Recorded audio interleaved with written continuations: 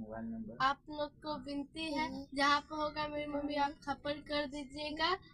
आप लोग से विनती इस मोबाइल पर 73 67 82 78 70। मेरी मम्मी का नंबर फोन कीजिएगा, मिलेगा। और कुछ बोलना है? नहीं।